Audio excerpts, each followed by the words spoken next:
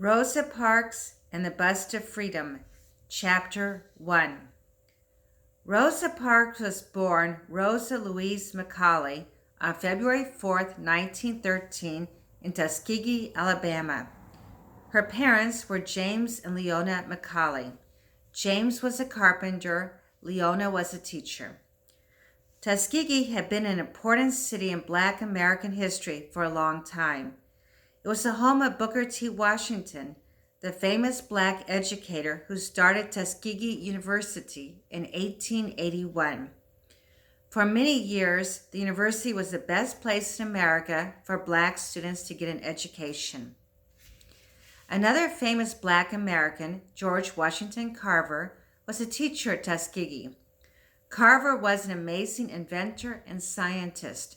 He developed more than 300 products from the peanut and 175 from the sweet potato. One day, Rosa Parks' name would be as well known as Washington's and Carver's. But that would have seemed unlikely when Rosa was growing up. She was just a little girl who was sick a lot. Her tonsils, lumps of tissue in the back of her throat, were often sore and swollen. When her throat hurt, it was hard for her to eat. Because of her bad health, she was small and thin. In fact, although her little brother Sylvester was 2 years younger, Rosa was smaller than he was for much of their childhood. There's a family story about Rosa and her childhood sickness. When she was 2.5, her grandfather took her to see the doctor about her tonsils. As young as she was, she sat up very straight and let the doctor look down her throat without fussing or crying. The doctor praised her for being a brave little girl. Maybe this was a hint of the courage Rose was going to show later in her life. By the time of that visit to the doctor, Rose and her family had moved from Tuskegee to the tiny town of Pine Level, Alabama. There they lived with Leona's parents on the farm. Because James was often away for long periods, building houses in other towns, Leona needed her parents' help to care for the 2 children. After a while, James stopped coming home at all. From the time she was 5 until she was an adult, Rosa did not see her father. Leona began teaching in a town miles away. She had no car, so she had to stay away all week. As a result, Rosa was raised mostly by her grandparents. Rosa's grandparents were very important in her life. In their different ways, they both taught her what it meant to be a Black person in the South in the early 20th century. Grandfather Sylvester had been born a slave on an Alabama plantation, a large farm where crops, such as cotton, were grown to be sold. In the South before the Civil War, 1861 to 1865, plantations were worked mostly by slaves. His mother was also a slave, but his father was a white man. In fact, he was the owner of the plantation. Slaves, like grandfather's mother, did not have any rights. They were considered property, just like a horse or a wagon. If a slave owner wanted to have children with a female slave, there was nothing she could do about it. If she said no, she could be beaten, sold, or even killed. So on plantations, it was not unusual to see slave children who were a mixed race. Like many of these children, grandfather Sylvester had very light skin and straight hair.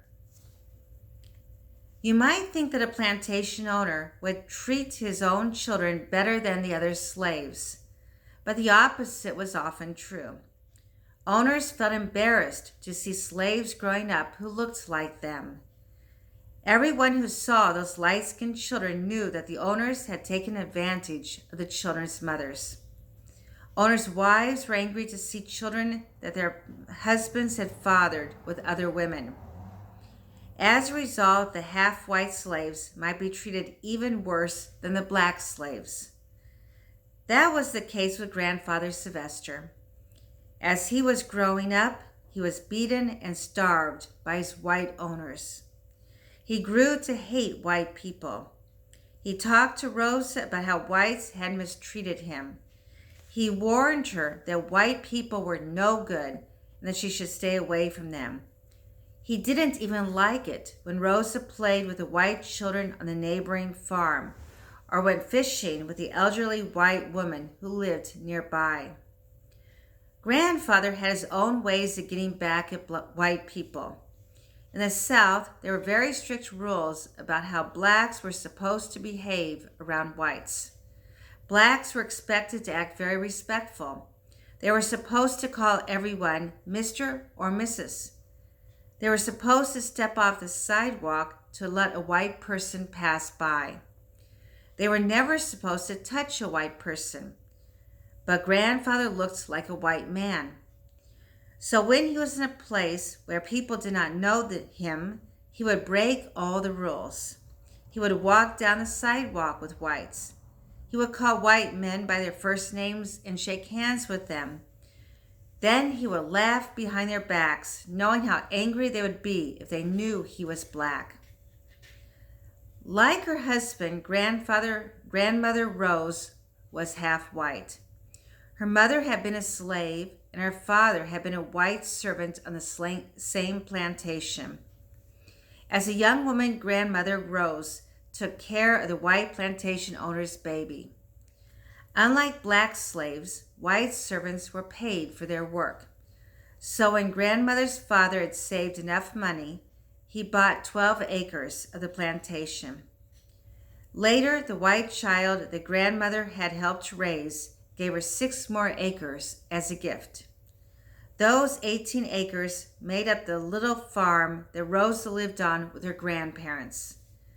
Grandmother knew that the way black people were treated in the South was not right or fair. But her experiences with white people had not been all bad. She was not bitter and angry towards all whites in the way her husband was. Little Rose loved her grandparents. She listened to both of them. She understood her grandfather's anger. She admired his outspoken ways. At the same time, she respected the way her grandmother was open-minded about people. As Rosa grew up, it was clear she had learned both her grandparents' lessons well. Thank you.